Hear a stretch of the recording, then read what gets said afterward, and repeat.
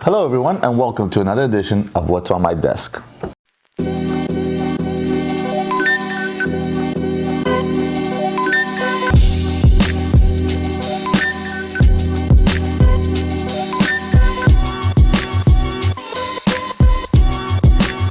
Today I want to talk to you guys about transformers.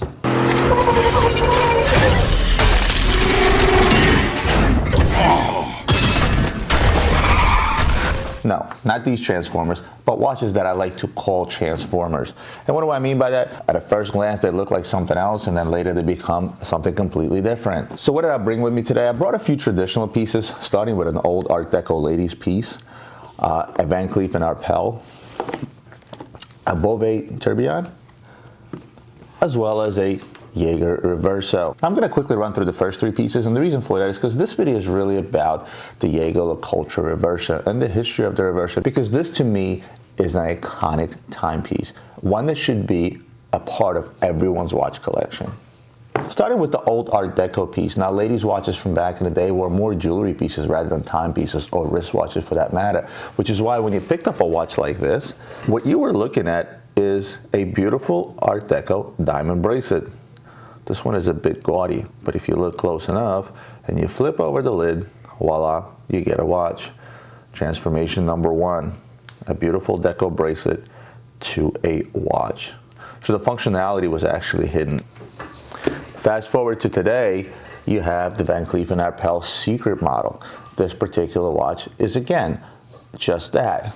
It is a beautiful looking bracelet. Now this does have more of a hint of a watch because of the buckle, because of the shame of the satin strap, but the watch again is only revealed by pulling out on this piece, and therefore you can see what time it is. Once you pop that sucker back in, all it is again is a beautiful bracelet on a satin strap with a matching buckle. Now there are lots of other watches out there that try to do some sort of a transformation with their watches. I guess a good one to mention would be Bovet. Bovet takes this thing to a next level, and I'll show you why. So here what we have is we have the Bovet dual time zone world time with 24 cities tourbillon. Now a beautiful watch, a nice large size, but what makes it so special, what makes this guy a transformer? Let me show you. Well, right off the bat you'll notice it's a dual phase time watch. This is the face number one. This what seems to be the back of the watch, but it also shows times. You can see the hands back here. Now, how does one wear that? Well, it seems a little weird. You can't really flip the watch over this way and put it on your wrist. But what you can do is you can actually take these straps out. So by depressing these two buttons, this strap comes out. Here, you actually have to open up the case in order for the back strap to come out. So once I pop this open, oops, this strap comes out. Flip this strap over, pop it back in, close it. Take this strap and now put it in the other way. And voila, you can now wear this watch on this side. Now, notice when I took the straps out, this kind of reminds you of something. What does this remind you of? A pocket watch. Because it is indeed a pocket watch as well. You can wear it as a pocket watch. And guess what? I didn't bring the beautiful chain that comes with it. That's still down in my safe. But technology is great, so let me show you what this looks like.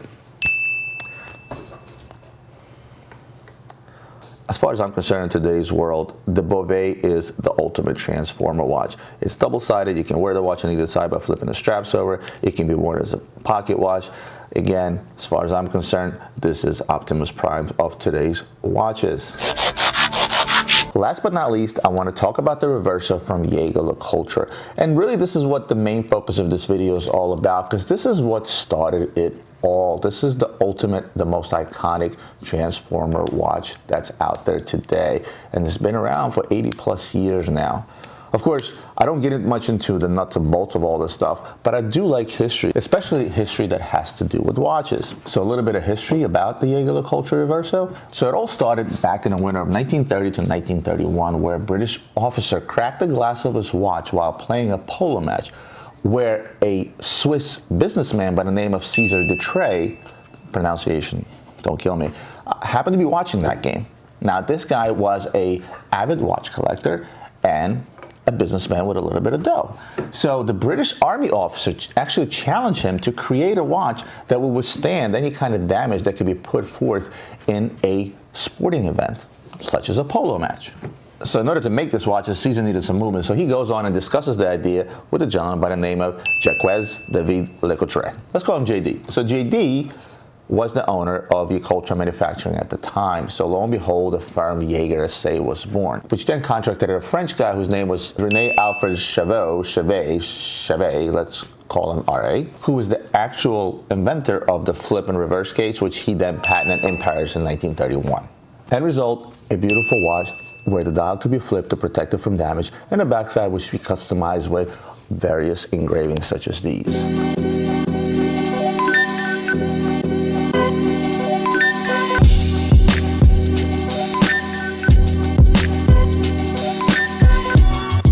A short 6 years later, 1937, Jaeger SA and Jaeger-Lecoultre Manufacturers merged to create a company called Jaeger-Lecoultre, which is the company as we know it today. Of course, after World War II, with the trend going to round watches, the sales of these deco pieces dwindled down. And of course, as with a lot of other manufacturers, the Japanese invasion in the late 60s of the quartz watches put these mechanical wonders on the back burner for a while. Fast forward to 1972, whether it's by luck or whether it's by chance, but an Italian designer by the name of Giorgio Corvo comes to visit the Jaeger-Lecoultre manufacturer. While there, he noticed some unused Reverso cases. He strikes a deal with the manufacturers, buys about 200 of these cases, takes them back to Italy, puts mechanical movements into them, and sells them off in Italy. Hold that thought. But just FYI, this conversation is on camera because I'm in the middle of taping up what's on my desk.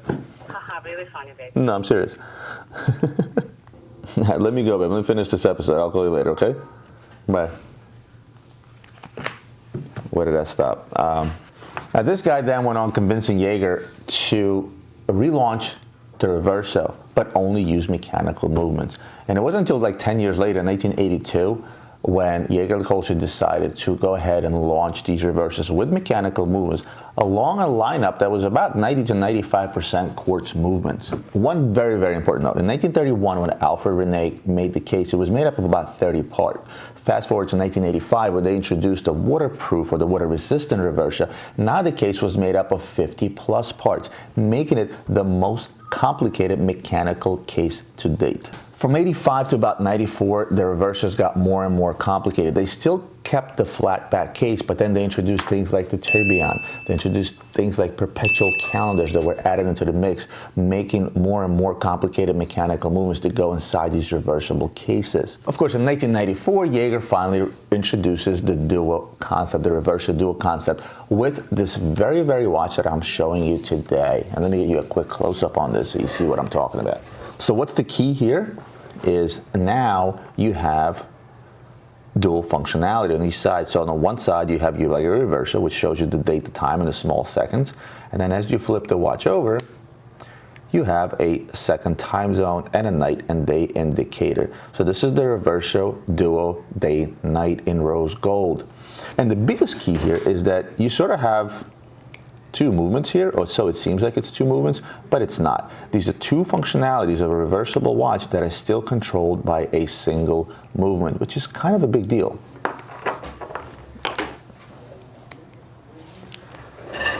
Now, with the introduction of the Duo, if you think about it, Jaeger kind of got away from the original purpose of this watch, because the original purpose is to take the watch side, flip it over, have the solid side up, and have the watch protected. But now you have dual functionalities on each side, and you have dual crystals. So if somebody were to bang this watch, the whole original purpose of it being protected kind of goes away. But this opened up the door to a lot of innovations. In 2001, they introduced the 8-day double barrel Reverso. In 2006, they introduced the Triptyque, a watch with 3 dials still controlled by a single movement. And this watch features 3 dimensions of time: civil, side rail, and perpetual, because we're only that, of course. And let's not forget the Gyro Tourbillon in 2008. And of course, the minute repeater in 2011. And of course, 2011 was also the year where they reintroduced sort of a remake of the original 1931 Reverso for their 80th Reverso anniversary. This watch happens to be one of my favorite, and actually a watch I have in my personal collection. I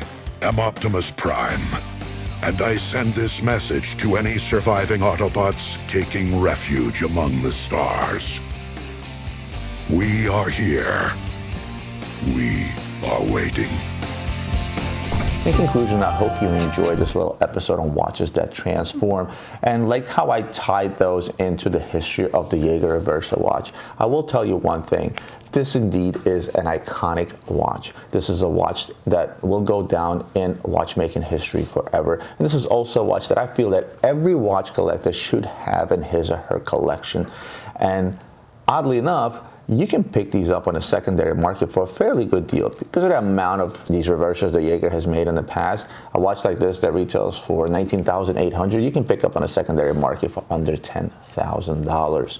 Last but not least, let me show you what's on my wrist. And honestly, the last couple of weeks I've been wearing nothing but Rolexes. I went from a Platinum Day-Date to a Yachtmaster 2 in yellow gold, and today I'm wearing a Day-Date 2 in white gold with diamond markers. Kind of like the black dial with the diamond markers against it, so I'm going to wear this piece for a little bit. I hope you enjoyed yet another episode of What's on My Desk. If you like this video, hit the like button, show it some love. If you're not subscribed to my channel, go ahead and hit the subscribe button. I'll see you next time for more watch reviews and other videos.